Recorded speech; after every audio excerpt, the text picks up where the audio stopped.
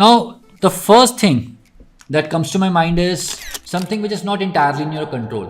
When you want to know about a branch, the person whom you approach or the person from whom you seek guidance is quite important. Unfortunately, for most of you, it's your senior who is doing either doing PG or SRship in a particular field. And I said unfortunate because your PGs and SRs have almost no understanding of how things operate in the real world outside. No disrespect to your PGs or SRs, all of us were in the same boat. As a PG in psychiatry, I had no clue how the practice of psychiatry actually works, and the same is true for all the branches. I often say that life inside the medical colleges is very different, and I would say it's in out of touch with the reality that exists. What exists in the big world outside, real world outside, is very different from what we think inside the medical colleges. All right, now this is a elephant in the room. Everybody is just talking about how much money will they make in a particular field, and I mean nothing wrong in that. The entire world is trying to make more money. If doctors want to make more money, I don't see anything wrong in that.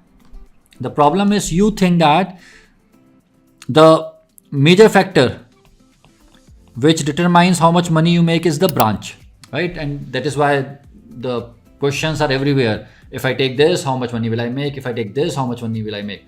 You think that the single most important factor which determines how much you earn is the branch. Now this is again absolutely false, right?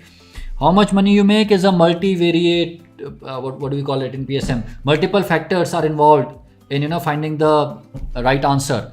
And one factor may be branch, but it's not the most important factor. See how it works in the real world is, say I take an example of psychiatry, right? And this example is applicable to all the fields. If somebody wants to make a lot of money in psychiatry, what should they be doing? They should be opening a de-addiction center, or they should be opening an inpatient setup. We don't really have many de-addiction centers. We don't really have many inpatient setups. Even today, most of the de-addiction centers are being run by businessmen who are not even doctors. They just hire a psychiatrist who comes and sees patients for them for an hour or so and goes back. Same goes for inpatient centers. There's a dearth of good de-addiction centers and inpatient setups in the country, even in the bigger cities like Delhi. So if you're a psychiatrist and if you really want to make a lot of money, go ahead and open a de-addiction center or an inpatient setup. Why don't we do so? Because it's a lot of hard work. It's a lot of hard work. You have to be available 24/7. You have to take care of the logistics. You have to take a building at rent or buy a building, get staff, do all that stuff, which doctors are not so comfortable doing. Whether you are running a de-addiction center or not would be a much better variable that determines your income than anything else, right? If you want to make more money, open a setup. If you don't want to go into inpatient, open your own clinic, deal with the pharmacy. So all these things finally determine how much money you make, and same is true for other branches. So it's not that if you go into branch A, you will make more money, and if you go to branch B, you will make less money. It's all about what are you ready to do in that branch.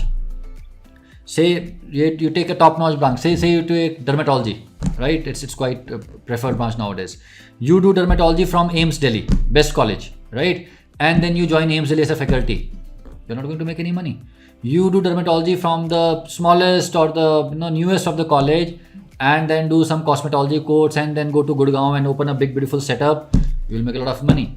What I'm trying to say is it's the same dermatology, but finally if you are really focused on the earning part, what determines it is something very different from the branch, and that is applicable for all the branches. So unfortunately, as a medical student, you have this thing in mind, this subject means this money. It's not true at all. It's not true at all. Third mistake that students make is choosing college over branch. Right? Every day I get a couple of messages on Instagram. Sir, I am really interested in medicine. I would be getting pediatrics in one of the central institutes, medicine in my state college. What should I choose? It's a no-brainer. Choose medicine in your state college, right? Branch is much more important than the college. Even if you are getting a branch of your choice in the third or fourth best medical college in your state, you should choose it over some other branch from AIIMS Delhi, right? Branch more important than college, it's a given. There should be no conversation on this topic, right? Don't ever make that mistake of thinking that college would be more important than the branch. Now this is very interesting frame of mind. When you choose a branch, you are probably in the worst frame of mind. Why do I say so? See, final year is tough, right? Across the country, final year is tough. Internship is also not so pleasant. And if you get selected while doing internship, anyways, it would have been hectic. If you drop an year and then get selected, you have gone through all that frustrations of the drop year. And now when you're in the worst frame of mind, totally tired, totally frustrated, totally disgusted by the medical branch, now you're asked pick one specialty. What comes in your mind? I want to pick a specialty in which the life is cool, right? This is a cool, common saying in the medical world. I want a cool branch because you were tired, you were burnt out. And at that frame of time, at that point of time, your mind is thinking about a cool branch. The same person who wanted to choose a cool branch after 2 years in the second year of MD or MS starts looking at the super specialty courses available or options of super specialty courses. The same person who wanted to just stop all this nonsense of entrance examination starts thinking about which entrance exam can I pass to get into super specialty. Why does it happen? Because your frame of mind changes. After getting into MD, MS, now you are not that stressed out. You are probably overworked, but your future is not hanging, and you kind of start caring about things which really matter. So this decision in a wrong frame of mind can stick with you for the rest of the life. So don't just think about things like cool branch and all, because it's likely to change in a span of an year or so, right? Another thing that I have seen is giving too much importance to the MD degree. Now, a common question that comes is, should I take MD PSM or diploma in, say, pediatrics, right? So, in other words, should I take a MD in a non-clinical branch, or should I go for a diploma in a clinical branch?